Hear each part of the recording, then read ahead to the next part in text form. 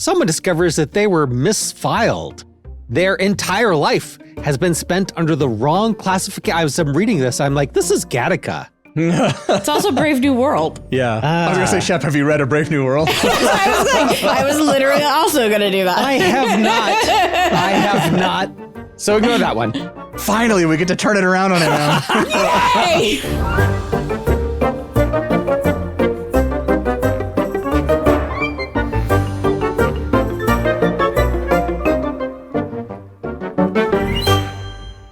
Hey there, story fans. Welcome to Almost Plausible, the podcast where we take ordinary objects and turn them into movies.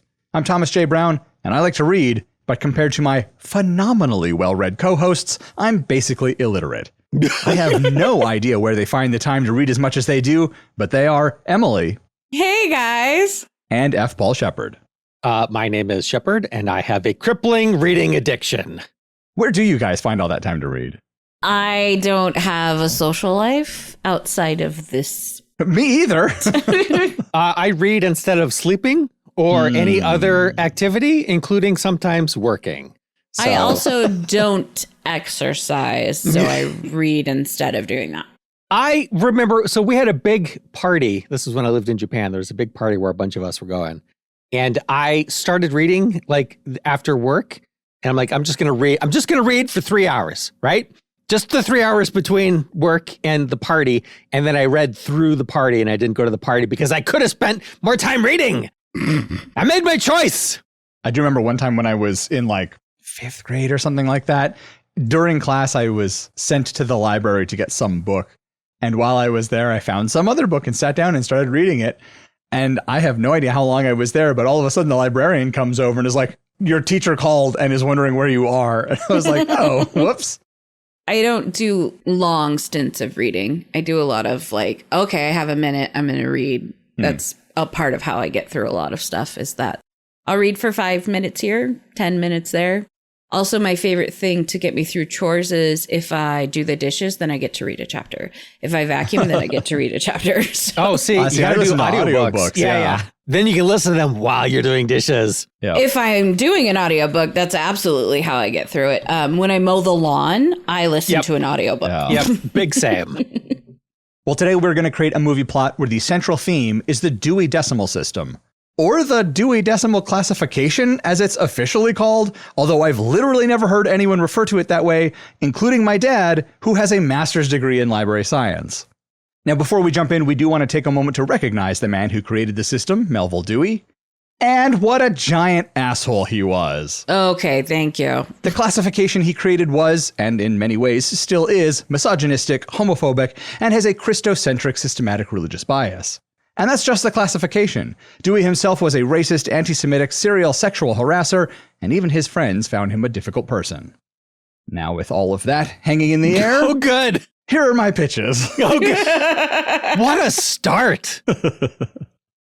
My first is a rom-com where two people keep moving one specific book around a library and communicating to each other with little notes and sending each other on like a scavenger hunt around the library using the Dewey Decimal System. Aww. So... have you heard of the book S? No. S period. That's the title. No. I think J.J. Abrams came up with it and then Doug Dorst wrote it. It is one of those, what is it called? Ergodic books where it's like it takes extra effort. It's not like just words on a page. So it is a mysterious out-of-print book titled Ship of Theseus by fictional author V.M. Straka. But there is a story in the margins of the book where two people, grad students, maybe college students, Jen and Eric, are writing notes in the margin as they check out the book. And then they're like passing the notes back and forth, or they're inserting things into the book, notes and photos, maps, letters. So it sounds like what you're describing, but this is a book that exists right now. I have to stop recording now. Oh, no. What is this called? S? S period. Doug Dorst. Doug Dorst is the author. I guess I know what I'm doing next weekend. Well, let's not do that idea then, if it already exists. Well, I mean, this is one implementation of it that exists. Sure. Well, my other idea is when a patron comes into her library looking for a specific book, Mary finds a gap on the shelf where the computer says the book should be. She reaches out to other libraries, but everyone she contacts reports the book is missing from their shelf, with no record of it having been checked out in years. Whatever is in that book, someone wants it gone, and it seems like they're succeeding. That's when the librarian learns that a single, overdue loan may be the last remaining copy in existence. Interesting. So, Thomas, have you read the book? Oh, no. No. No. Those are mine. Emily, what do you have? I have a half-written one. I'm not going to lie. I just couldn't figure out how to finish the pitch. I mean, we'll write the other half. This is what I thought, because I couldn't figure out a way to finish the pitch. So I'm like, I'm just going to stop because we can figure it out from here. Perfect. A young man receives a text in the middle of the night with what appears to be a random set of characters. He ignores it, but receives it again a few days later. He blocks the number and moves on, but the text keeps coming over and over. Finally, he searches it in the computer online, and the characters turn out to be a Dewey Decimal number for a book. And the next day, he gets another text with another Dewey Decimal number. And after the fifth text, that's right, he waits 5 texts of Dewey Decimal numbers to begin looking for a pattern. He is a young man, so. He's a young man. That's it. So you don't have a sense of why this is happening? I have a couple of places to go with it. One was sort of a rom-com idea with somebody, like you put all the titles together or find all the books, and in the books there are notes or something that, scavenger hunt style. Or there was, it's coded some kind of portal sci-fi thingy that you guys could come up with. Or a murderer, of course, obviously. Serial killer. Right. Lure him deep into the stacks and then. Yeah. Well, and then each book represents a victim. I'm leaning towards that one now. So is it a random set of characters? Because isn't the Dewey Decimal System just numbers? It's not like the... No, it has letters. Dewey Decimal System has letters. Does it? Yeah. Isn't the Library of Congress just numbers? No, I thought it was the other way around. Is it the other way around? Yeah. No way. Yeah. That's not true. Oh, sorry. I guess we were wrong. Okay, then yeah, random set of numbers. I kind of just got used in college and grad school to Library of Congress rather than Dewey Decimal. It is the better system. It is the better system. Anyway, Shep, what do you have? Okay. In a society where every person is assigned a Dewey Decimal like soul number at birth that determines their education, career, social standing, etc., someone discovers that they were misfiled. Their entire life has been spent under the wrong classification. As I'm reading this, I'm like, this is Gattaca. It's also Brave New World. Yeah. I was going to say, Shep, have you read A Brave New World? I was literally also going to do that. I have not. So ignore that one. Finally, we get to turn it around on him now. Yay! No. Okay. An anti-library whose Dewey Decimal System goes into the negative. Ooh. What does it catalog then? I don't know. That's all I know. Look, you guys got to write the second half. I just wrote the first half. That's where all the mysticism and Satanism and all that goes in there. It's a library in hell. Oh, God. I've read that book. Here's my last pitch. A new librarian is introduced to the section of the Dewey Decimal System dealing with spell books, with working spells. Probably in the negative numbers. Yeah. Mm-hmm. That's kind of just... Harry Potter. Did I come up with any new ideas this time? I don't know. I feel like the negative number Dewey Decimal that System. One, yeah. I'm not aware of something that uses that. Maybe that's like the banned books section, right? It's the negative number. Ooh. So books get moved from the regular section to the banned. They just make it negative. There's like a secret. You got to be like in the know. You got to know which librarian to talk to. You got to be vetted. And then they're like, all right, we'll take you into the negative numbers room. Right. It's like the secret menu at fast food places. But it's the secret catalog. Yeah. Well, which pitch do we want to pursue? I kind of want to do the first one where it's a rom-com, even though it's the book S, but I haven't read the book S. So I mean, none of us have, so yeah. We get to make it up now before any of us get to read it, and then we'll read it and we can be like, yeah, we had a better idea. All right, let's name our 2 characters right away. What were they in S? So we don't accidentally. Oh, yeah. Good thinking. Jen and Eric were the characters in S. So we don't have go-to names for good people. We just have like Steve. Steve and Shannon are what we have. Steve and Shannon are the bad ones. Mark and Lily. Mark and Lily. I don't know. I like Mark because bookmark. Ah, good. So you got to come up with something better than Lily. No, Mark and Lily. Okay. So there's one specific book. Okay. I suppose it's a book that they're both looking for. Does one of them leave a note in the book in case somebody else, like, oh, to the stranger who reads this next? I once found a bookmark in a book at the library in college, and it had this really sweet note from a guy to his girlfriend/wife. I don't know. I never found out who the people were. I kept it forever. I might even still have it somewhere. Imagine how devastated they were when they realized they accidentally left it in the book. No. So what if it was something like that, where it was a note left for somebody else, but it was just like really beautifully written, like a poem or something? Oh, I was going to say it's a postcard with, the thing. I'm like, oh, but that would have their address on the other side. That's no good. You want like a letter or something where they can be like, oh, you're using this as a bookmark, but you clearly didn't mean to leave it in the book. Yeah. If we want them communicating through books, perhaps whatever is there is some notes that they were taking. So they were referencing multiple books. And so that gives them another book. Like maybe they'll come back to this book, but I can put a note in another book as well.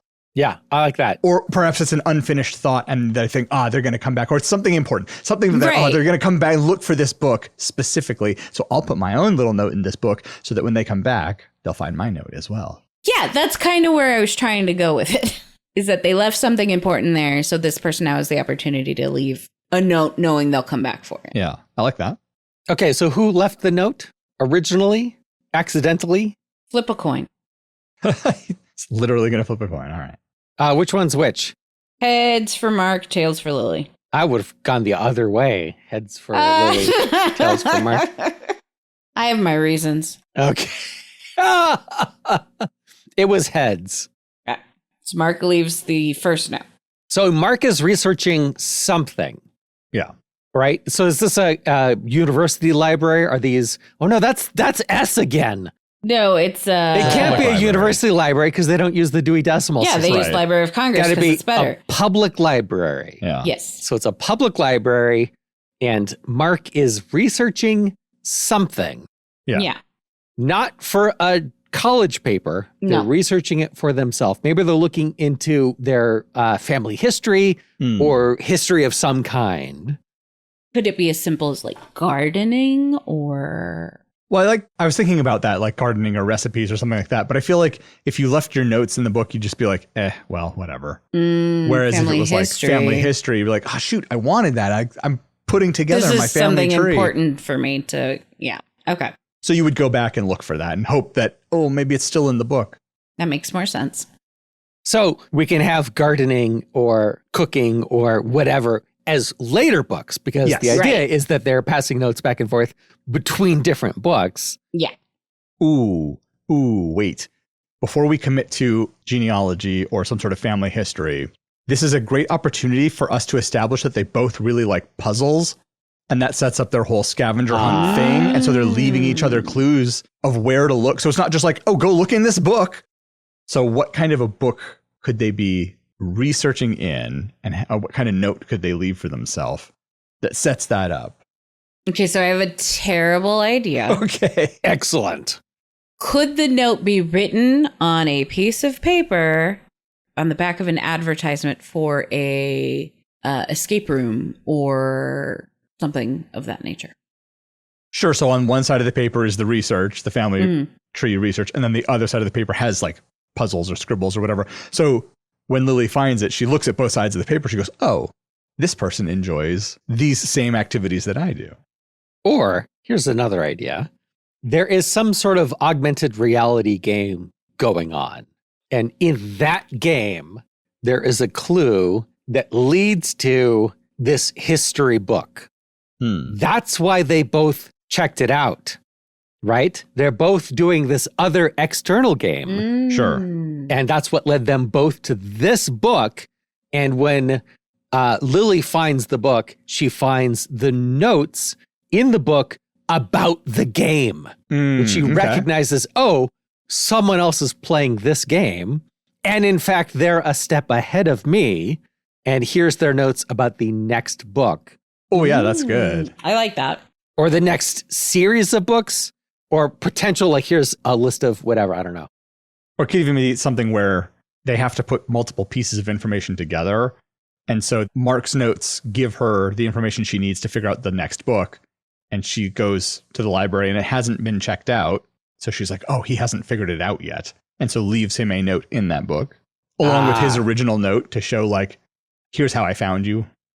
Right. Or she writes on the paper and puts it in there. Okay.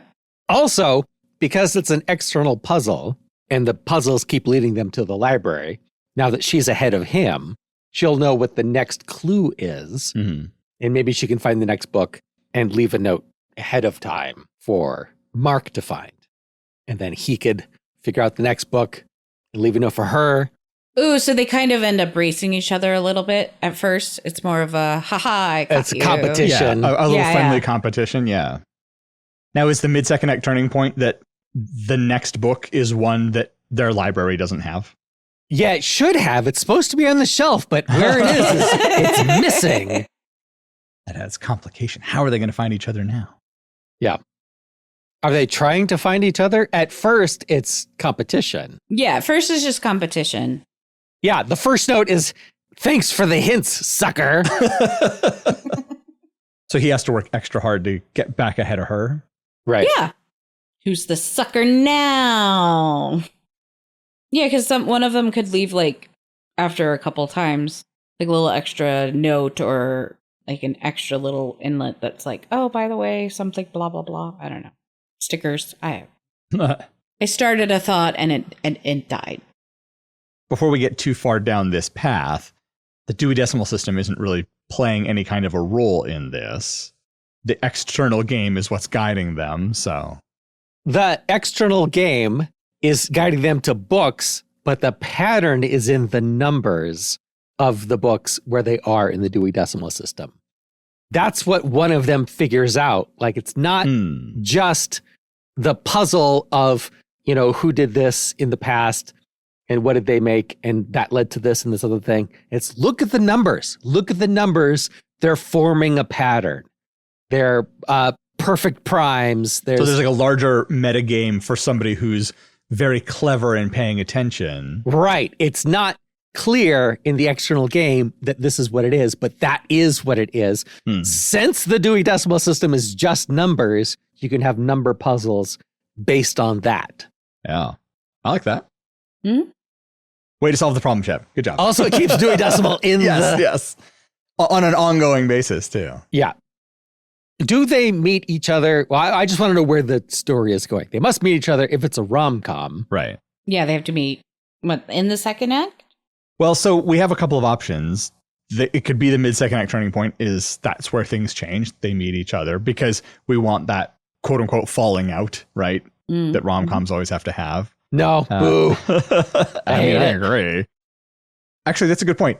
So they could meet. Okay, here we go. What if the lowest low is something about how the game, that external game just stops or seemingly stops, where it's this like, everybody online is like, this puzzle is impossible. We could figure them all out up to now, but this is nuts. And so that's where they have to find each other somehow and work together to be able to progress in the game. I want to throw a wrench into the works. They talk about whether they should meet. They haven't committed to it yet. And one of the times Lily goes to what she thinks is the next book, there is a guy there reading the book. And she's like, oh, this is Mark. But it's not Mark. Not Mark.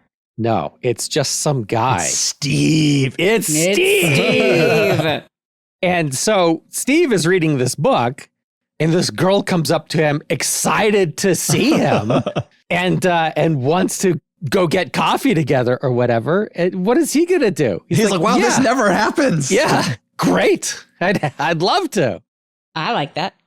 I feel like their conversation very quickly would reveal that he is not Mark, unless he's also playing the game, in which case it might go a little longer.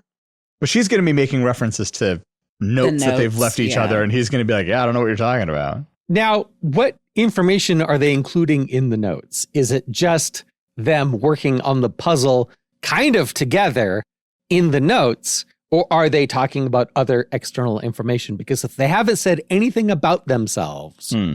You said she sees Steve reading the book and goes, oh, that's Mark. But it could just be, oh, that's that guy I've been talking to. So they don't know each other's names or anything. They don't know each other's names. Yeah. Oh, and if Mark has left the note in the book, then Steve has read the note. Like, here's their history of working on this puzzle together. How long until Steve realizes this is one of the people from the note? You think it'd be pretty soon, especially if she references the note, right? Because he's Steve, he notices very quickly, but continues to let her think he's that guy because he's Steve. So we agree Steve is not a great guy. Yes, 100%. So Lily and Steve go out to coffee and chat. And this is the first time Lily is chatting about something other than the ongoing puzzle, which they haven't solved. She wants to get to know this other person. And everything he says is disappointing. Right. He's not as clever or charming as the notes appear. He's not as clever or charming. He still lives with his mom, you know, but he's between work engagements. Or gigs. Work engagements. Yeah, it's he hasn't gotten that bridge yet. His tooth is, you know. Oh jeez. He's got to be missing teeth in 2026. Those are the rules. So Lily's kind of heartbroken. She had built up this image in her mind of her puzzle-solving partner, and instead it's just a wet flop. Yeah, and in her mind it wasn't so much that he was handsome, because Steve is handsome because he's Steve. But it's that personality and intelligence is gone. And so she's like, oh. So there's that kink. How do Lily and Mark meet each other? So she kind of wants to give up on that communication piece with him. Yeah. And so like she goes and finds the book and there's a note and she kind of ignores it. And then when she goes to get the next 2 books over, whatever we've set up the pattern to be, there's another note from Mark that was like, hey, did you not get the last clue yet? Or, you know, something like that about clearly he's noticed the miscommunication between them. Does Steve keep the note? So now their shared note is gone? I mean, he is Steve, so that. So Mark would create a new note, I guess, and be like, hey, like, I haven't heard from you in a while. Did you not figure it out? Yeah, that's what I was thinking. There would be that. Where she kind of just stops because he's that disappointing, where she's like, this is no longer fun. I'm just going to concentrate on the puzzle on my own.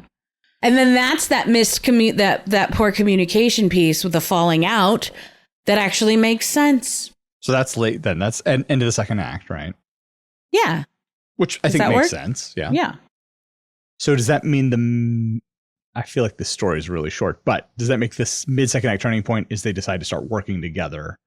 Like, it started off as like, I've got the next clue, and it's sort of a rivalry. And then things get a little tough, and they're like, hey, should we try to like figure this out together?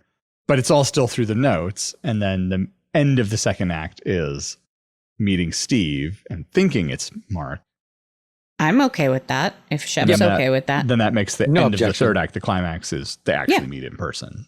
Okay. So now we need to figure out how they meet in person. Yeah. Without it being exactly the way she met Steve. Right. She's got to be skeptical at this point because of the whole Steve debacle. Would there be some kind of meetup at some point of this group, this gamers, whatever? Is it a local thing or is it an online thing? Even if it's an online thing, couldn't there be a local meetup for it? There could be, yeah. Because that would be an opportunity for them to be in the same place in a way that they would piece it together. Oh, okay. I want to add another thing. Do it. He's just tossing wrenches over here. Yes, I'm trying to juggle wrenches and they keep getting accidentally thrown into the machinery. I thought juggling them next to the machine would be such a clever idea. So Lily has this idea in her mind of her puzzle partner. And she really wants to meet them because she likes how they think. They're clever. They know all this stuff. She has already encountered Mark outside of the puzzle. And it's just this guy. Maybe he works in the library, or maybe he's just around the library or whatever.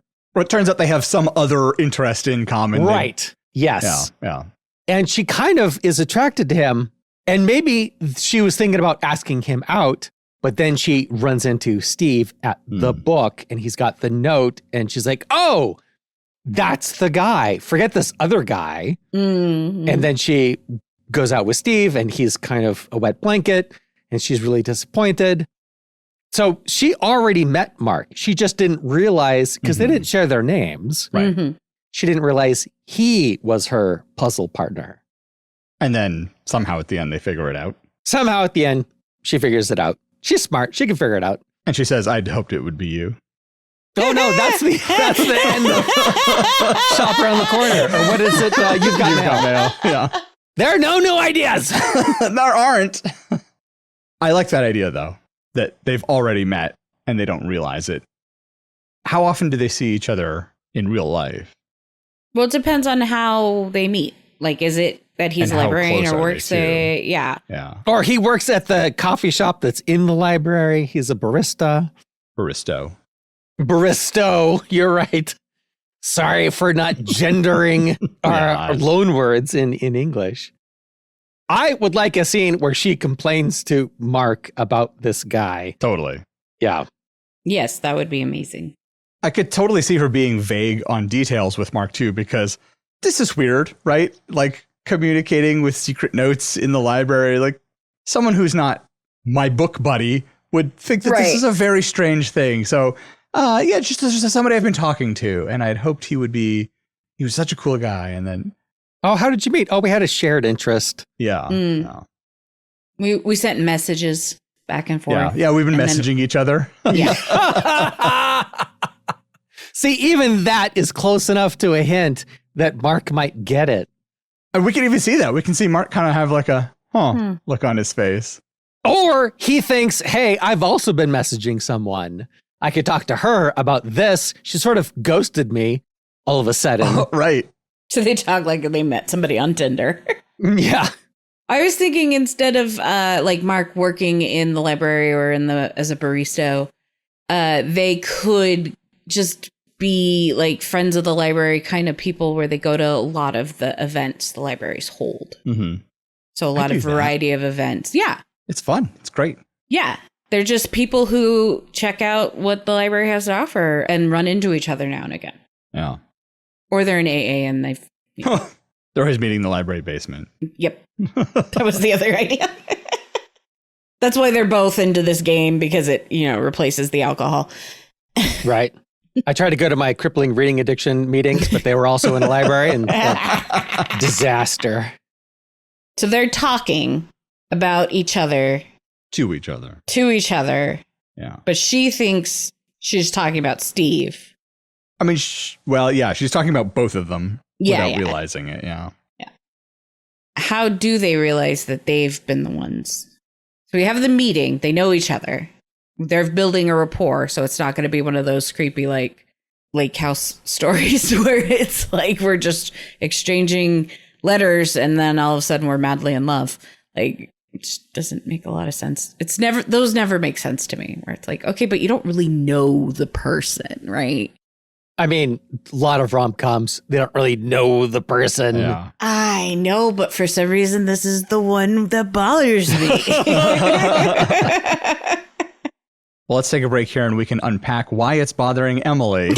And when we come back, we'll figure out what happens between Mike and Lily.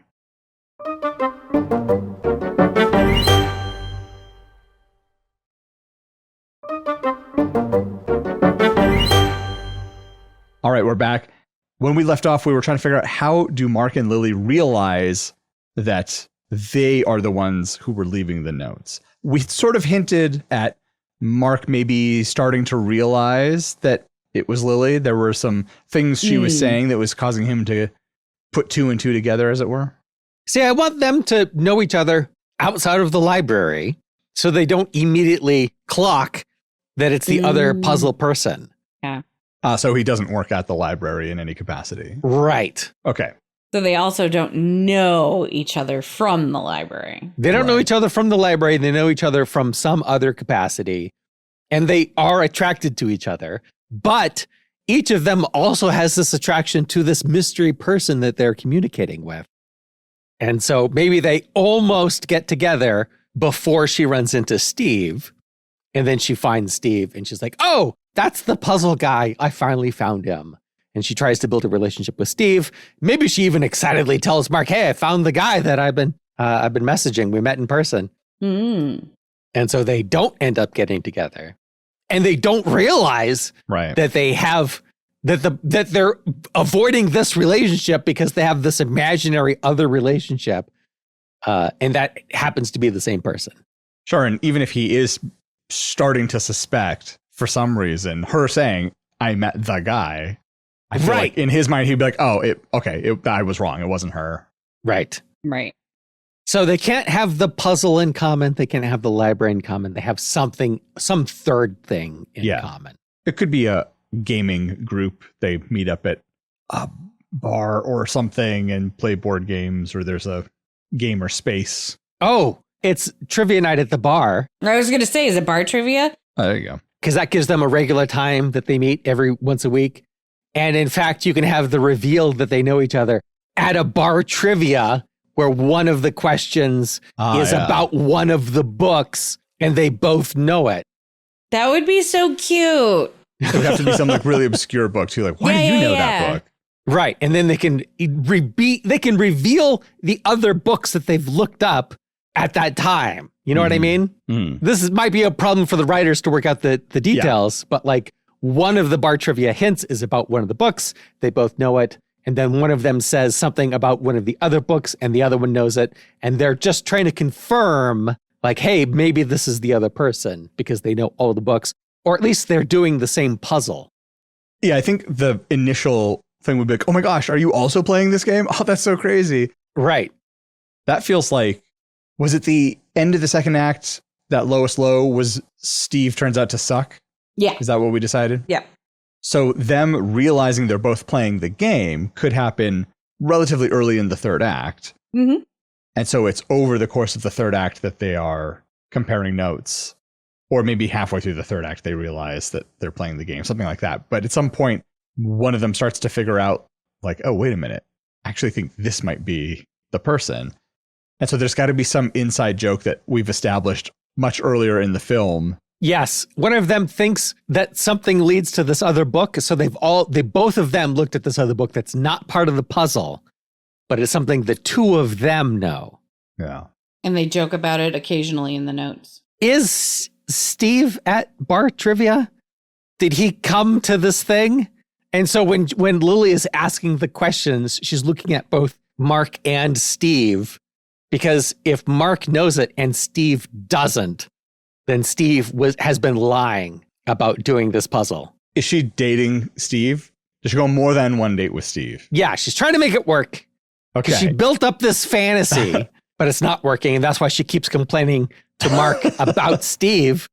I could see her then, if she's trying to make it work, bringing him to trivia. Yeah, at least once. Maybe that's even Mark's suggestion too. Like she's complaining. She's like, I thought he was more clever. I thought he was like more erudite. So Mark's like, well, bring him to trivia. If he's as clever as he was in these notes, like, you know, or in the messages that you guys were exchanging, he should be good at trivia, right?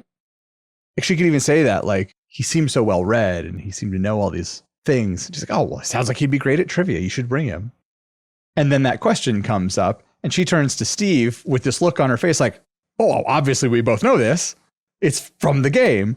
And Steve's just like, oh, do you know it? She's like, yeah, of course we know it. He's like, oh, I don't know what it is. She's like, how could you not know it? It's like the first book.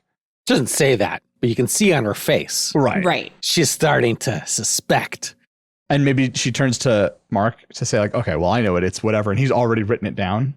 Yeah. He's like, yeah, I got it. She's like, wait, how do you know it? Oh, if he's writing it down, she sees his handwriting. Oh, yeah. So she's the one who realizes it. Oh. While Steve is there. And that puts her in an awkward situation. Because when she starts putting all the pieces together, she's like, oh, I've been complaining to Mark this whole time. Does she kind of ditch out on it then? Like in the middle of the game? Because she's like confused and embarrassed. I don't like that, even though that is a scene in so many of these movies. I was just thinking that it would be what I personally would do. So I wasn't even going with that. But yes, it is a scene in so many of these movies. Whenever I see that scene, all I can think of is, the writers couldn't think of what to do with this character. Right. Okay. So they had them leave the scene. Fair. No, this is the climactic scene. So she figures it out. Yeah. She wants Mark to figure it out. I liked the idea. I think, Emily, you said something about they keep bringing up that one of them got the book wrong. It was like an inside joke of theirs. They're teasing, oh, it's not this other book. Yeah, just know it's not this. Right. Yeah. So she could make some comment that is that joke. I mean, how overt do you want her hinting to be? You say she wants Mark to figure it out on his own. Or whatever. I don't know. I think she wants to send him the message, but because of the way they have been communicating, and now that she's figured this out, she wants to kind of continue that, just playful, just this once, to get him to realize it too. She wants to be playful enough that she would be, like, maybe the next question or whatever, she could just turn to him and say, because like maybe the category's books, right? Mm-hmm. And she just turns to him and says, well, I know it's not blah, blah, blah. No. She just says whatever the name of the book is, she says that. And he goes, it's not that, and looks at her, and she kind of gives him this look like, I know. And he's like, oh. Yeah. And everyone else at their trivia group is like, what are they? No, that's not the book. Totally. What book is this? Yeah, exactly. And Steve's just drinking his beer. They're like, no, it's The Shining. Steve, write Mark, write down The Shining. I like that you said Steve, write down whatever. And then you see Steve write it down and she sees his handwriting. Yeah. I kind of like the conclusion of this or the rest of this scene is her sort of making faces at Mark like, okay, we've figured out it's us. But fucking Steve is still here. What are we going to do about this guy that I don't really like? Help me get out of this. Does Mark figure it out? Because I hate to like be a stereotype, but so many times guys do not pick up on clues at all. There was the time that a woman unprompted gave me her number at a bar, and I was like, well, she probably just wants to hang out. Like I didn't recognize what was going on. So we can talk ourselves out of things very easily. Women do the same thing. Right. Yeah. Especially if she's there with her date. Right. You know what would be funny is if she says that and he goes, no, it's not that. And she kind of gives him a look and he goes, but it's funny you said that. Yeah. And that's just it. That's the end of his thought. Yeah. Like he doesn't even share why it's funny. He's just like, that's funny that you said that. So maybe after trivia, he's just like, well, I'm going to go home now. And she's like, Mark, you idiot. How does she ditch Steve, though? Because I don't mind if it's in this like event that they figure it out and kiss or whatever rom-com thing we want them to do. But she's got to ditch Steve first. Yes. Oh gosh, no. Okay, I have a terrible idea, and as is tradition, I have to share it. Right. Sure. Those are the rules. The fourth person in their trivia group is Shannon. Of course. And Shannon and Steve hook up and ditch the two of them.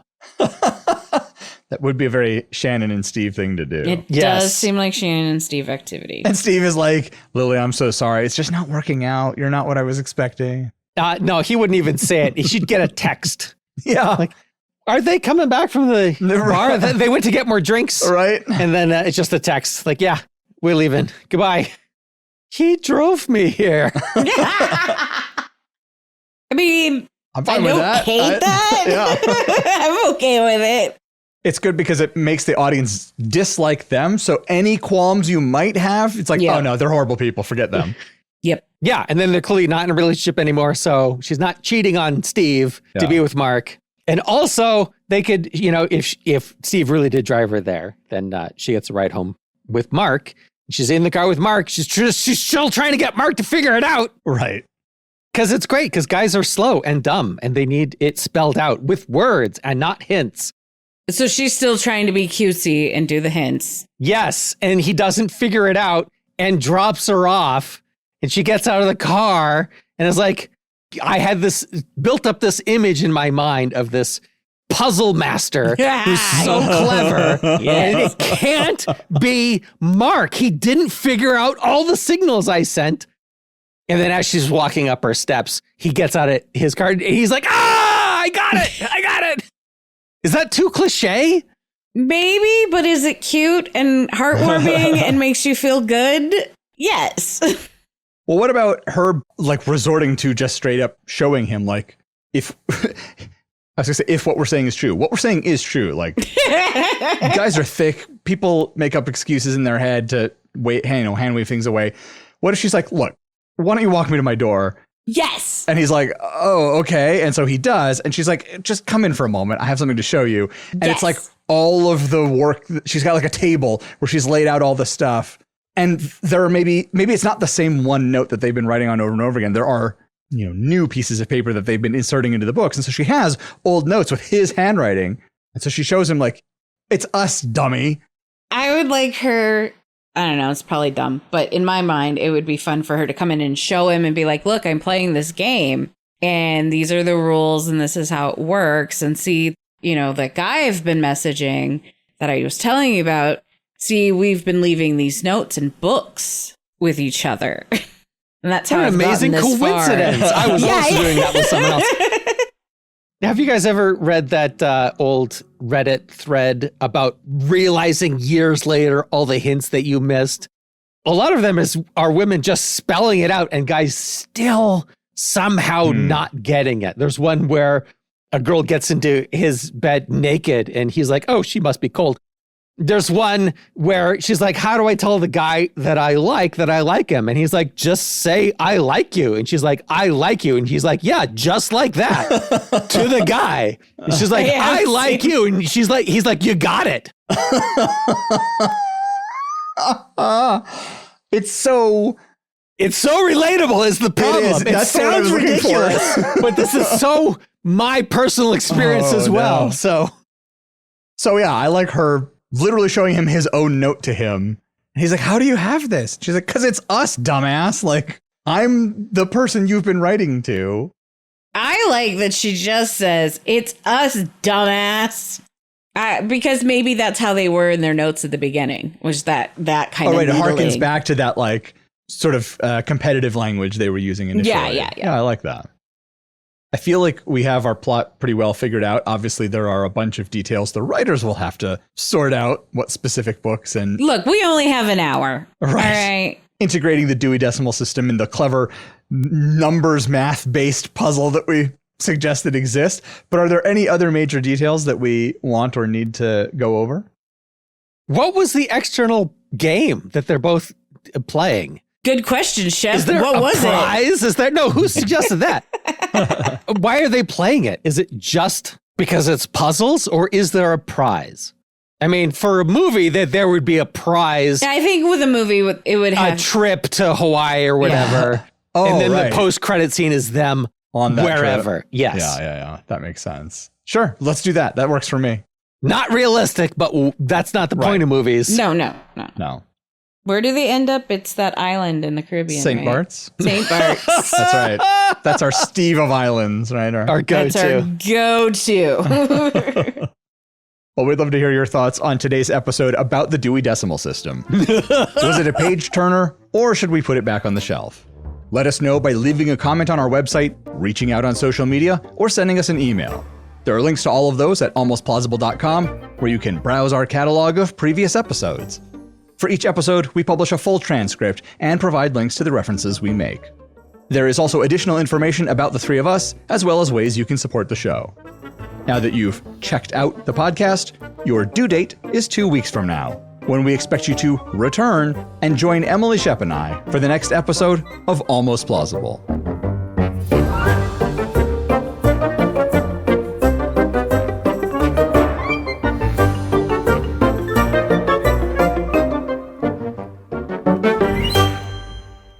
It's so many in a row. It's the emphasis that gets me. I want to make sure people get it. I know.